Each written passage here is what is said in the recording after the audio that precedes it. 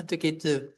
Definisi artificial intelligence adalah LM plus MML. Itu learning, machine learning. And so kalau ML, machine learning dengan large language models, berarti ini teknologi yang ahli belajar, yang diajar untuk belajar. Kalau kami tidak punya kemampuan belajar, maaf sudah tertinggal sebelum mulai.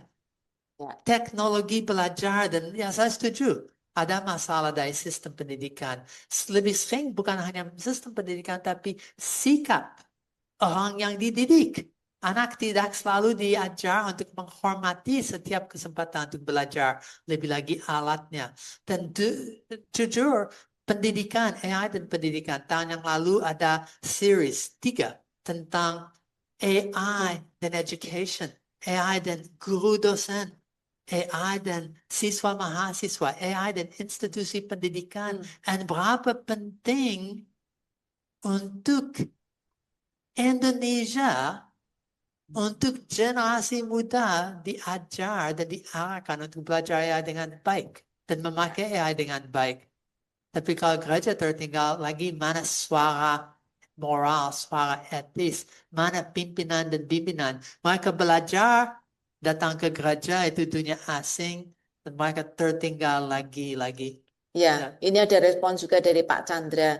Sepertinya masih belum banyak lembaga pelayanan Kristen yang mengangkat topik AI ataupun peran digital lainnya. Yang paling gencar menurut saya Yayasan Bagasabda. Terima kasih untuk semangatnya untuk Yayasan Bagasabda. Penting sekali agar semakin banyak lembaga Kristen persekutuan yang mengangkat topik AI agar orang Kristen mendapat literasi yang baik tentang AI dan tidak menerka-nerka sendiri. Ya, setuju sekali Pak Chandra. Gimana nih menurut Pak Baskara, peran gereja dan peran lembaga Kristen? Memang belum banyak ya Pak topik-topik AI yang dibahas. Iya, ya saya sih setuju dengan Pak Chandra tadi ya, bahwa saya belum lihat ada lembaga lain ya selain Sabda yang cukup intens untuk memperhatikan AI di dunia Kristen gitu. Jadinya saya pikir kita semua harus berbagian di dalam mendorong jemaat, mendorong orang-orang Kristen untuk belajar AI agar balik lagi seperti Mark tadi ngomong, agar sumbangsih kekristenan juga ada di dalam dunia AI. Ya. Jadi menginfluence juga dalam dunia AI, apalagi di Indonesia khususnya kita bicara di Indonesia yang minim literasi, yang memang sangat mengkhawatirkan literasinya, baik dari segi pendidikan juga begitu, dari segi ya literasi lah secara umum. Nah, apalagi kalau kita bicara AI, semakin ketinggalan terlalu jauh lagi. Tetapi disitulah peran gereja diperlukan untuk meningkatkan literasi jemaatnya, dan terlebih lagi juga meningkatkan literasi untuk AI tadi, AI literasi. Jadinya lebih kepada apa ya? Mari kita sama-sama mendukung pekerjaan Tuhan ya dalam hal ini, bagaimana AI bisa imersif di dalam kegiatan kita, bukan saja menyelam deep dive, tetapi imersif dalam kehidupan kita. Imersif yang tentunya tidak melampaui imersifnya Tuhan di dalam hidup kita atau mempengaruhi kita, tetapi imersif dalam kegiatan kita. Ya, berdasar apa yang Pak Baskara omong, beranikah, saya bilang haruskah kita mengundang AI ke dalam gereja dan prosesnya, dalam pelayanan dan prosesnya. Dan tadi omong angkat topik AI, jujur, itu sudah lewat. Ini bukan untuk angkat topik-topik menarik, kami akan omong apa. Ini untuk mengakui, untuk sadar, itu sudah sini dan maaf kami buta. Ini sudah ada dan business process berubah. Mereka sedang lari manfaat dan kami belum berdiri.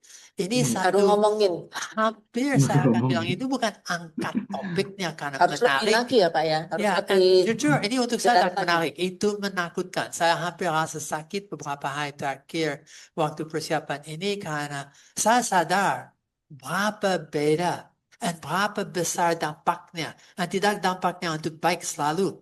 Saya sudah lihat kecelakaan and korban daripada HP. Kemarin waktu makan, lihat keluarga yang punya hubungan baik, bukan bersama, tapi kepada HP-nya. Tak ada satu pun yang mampu omong. Saya khawatir untuk masa depan, mikir 2026, orang akan lupa apa arti koneksi.